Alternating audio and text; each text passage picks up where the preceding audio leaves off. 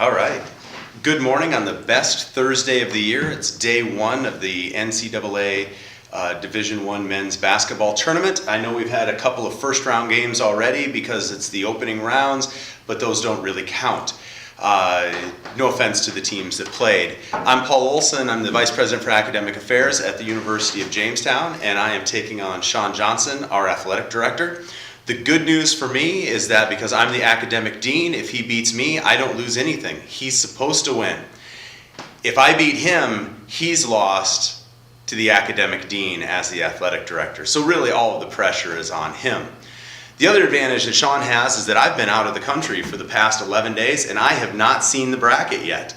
So some of my picks may be surprising to you, but they're also going to be surprising to me. So with that, I'm going to go ahead and get us started by trying to find Sean Johnson's alma mater, the University of Missouri, on the bracket, and I don't see it. So maybe we'll come across it here in just a little bit. I'm going to do probably what you're not supposed to do. I'm just going to start in the upper left-hand side of the bracket. And while Mount St. Mary's has had a good year, I'm sure, can't help but pick the defending national champion Villanova Wildcats to at least win that first round game. And in the second round, I think that the University of Wisconsin is probably a little bit underseeded at an 8 seed. And so I'm going to take the Wisconsin Badgers, partly because I think they're a better team, but partly because Steve Linsmeyer of ESPN Jamestown is a huge Wisconsin fan. And so if not for nothing else, I'm taking this for Steve Linsmeyer. University of Virginia, I'm going to pick them as the 5 seed. I know those 5-12s are always dangerous, but most 5 seeds don't play defense like the University of Virginia does. So I'm going to take the Cavs for that one. And then we're going to stick, I hate to pick all chalk coming right out of the gate, but I'm going to pick Florida as the 4 seed there. I think a real sleeper in this tournament could be the 6 seed SMU. I'm sure that is the kiss of death for them, and they will lose in the first round, but I'm going to pick them anyway. And in my first upset, I'm going to be taking New Mexico State as the 14 seed over 3 seed Baylor. If watching the NCAA tournament for the past 40-odd years has taught me anything, it's to not trust Baylor in the tournament. Then below that, I'm going to pick South Carolina. And as much as it pains me as a Kansas alum, we're going to pick Duke. So that one really hurts. But when it comes to the tournament, sometimes in that battle between the head and the heart, you have to pick with the head and not with the heart. I really want to pick South Dakota State to upset Gonzaga and be the first 16 seed to beat a number 1.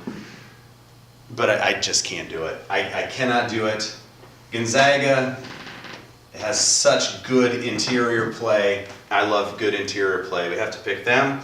And then in the battle of high SAT schools, Northwestern versus Vanderbilt, I don't think that being in the tournament for the first time is going to throw Northwestern off that much. You know, history is important, but it's not like the 1950 Northwestern Wildcat team is going to show up. It's this year's team. So I'm going to pick President Vidal's alma mater, Northwestern, to win their first ever tournament game. Then we have Notre Dame and Princeton, another high SAT game. I think Notre Dame is going to win that one for no particular reason. And then I'll take them to take on West Virginia in the second round. Oh, Maryland is not playing well right now. I'm going to pick an upset and take Xavier out of the great city of Cincinnati to upset Maryland in the first round and to take on Florida State in the second round. And then finally, to round out the first round of the West bracket, St. Mary's, coming out of the same conference, the West Coast Conference, as Gonzaga. going to have them beating VCU. I think it's a little unfair to put St. Mary's and Gonzaga in the same bracket on the part of the committee, but what do I know? And then I'd like to pick our fellow North Dakotans to take out Arizona, but Arizona is too good for the Fighting Hawks. So we're going to pick Arizona there. For the rest of the first round, if we can switch to the other side here, we have my alma mater, the University of Kansas Jayhawks, is the #1 seed, and even though they got knocked off in the first round of the Big 12 tournament, it's hard to pick UC Davis to upset them there. So I'm going to pick my Jayhawks to win that one. And then in a real mess of a 8-9 matchup, I'm going to pick Michigan State to beat Miami.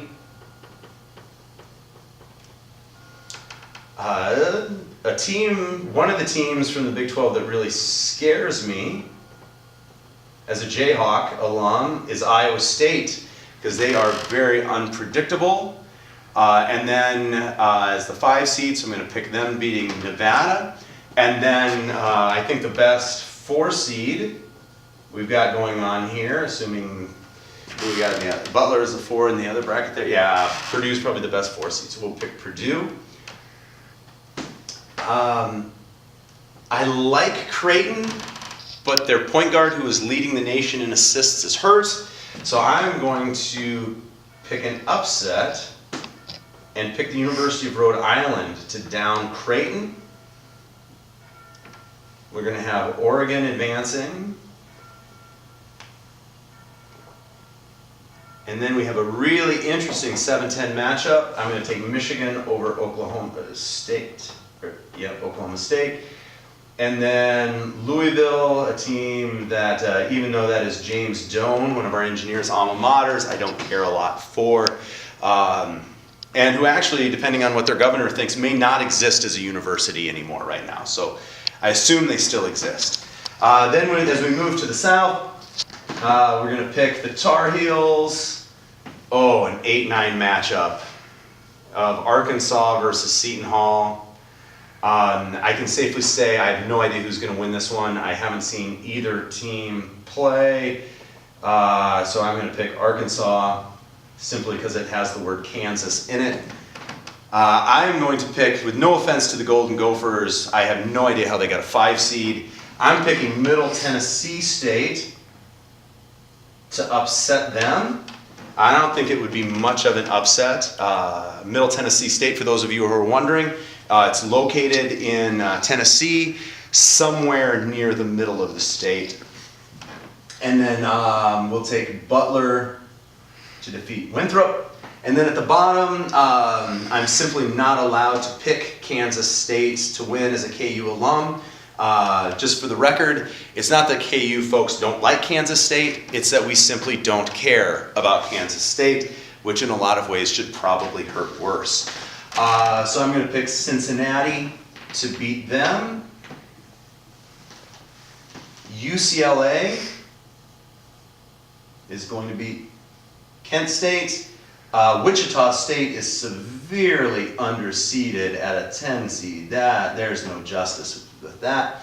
And then Kentucky, which also hurts tremendously to have to pick them. All right, so on to the second round. To see who's going to the Sweet 16, I'm going to take Villanova. I love the way that UVA plays defense. We'll take SMU over New Mexico State. And Duke. Oh, I would like to pick Northwestern to beat Gonzaga, but again, Gonzaga is so good inside. I don't trust West Virginia, but I'm going to take them anyway. We'll go... Some 11 or 12 is going to make it, so why not Xavier? And then at the bottom of this bracket, Arizona. They are an awfully good basketball team.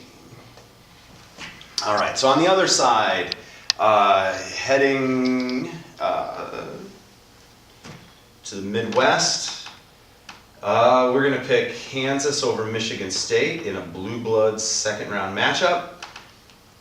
And then I'm going to take Iowa State to beat Purdue, even though I like Purdue a lot. I think Monte Morris is too good of a player to let them go out in the second round. We'll take Oregon over Rhode Island, and Louisville. Which, by the way, now that we're all the way through the first round, I've noticed Missouri is not there. There must be some mistake. Missouri's not in. Sorry, Sean. We'll pick North Carolina to beat Arkansas. And you know what? I'm having Middle Tennessee State make a run into the Sweet 16. We're going to take UCLA. And then in a reversal of a matchup from about 5 years ago, I think this is the year Wichita State gets it done. They get revenge from the year they were undefeated and a #1 seed and drew Kentucky in the second round. And so we're going to take the Shockers with a shocker over the Kentucky Wildcats. All right, so then let's go to the Elite Eight. I'm going to go with Nova over UVA. And I think that SMU trips up Duke in the Sweet 16. Get it, Josh? Trips up Duke. Trips up. And knocks out the Dukies to make it to the Elite Eight. I'm going to have Gonzaga and Arizona. And then, as nervous as Iowa State makes me as a Kansas fan, and by the way, conference foes should not meet in the Sweet 16. I'm going to take the Jayhawks, and I think Oregon's going to get it done. I like the Pac-10 this year. So Oregon there. UNC is going to end the magical run on the part of Middle Tennessee State, and UCLA is going to knock off the Shockers. So my final four then, defending national champs Villanova. Josh Hart's not going to let him go out before the Final Four this year. Arizona has broken Gonzaga hearts before and breaks them again this year. I'm going to take Kansas.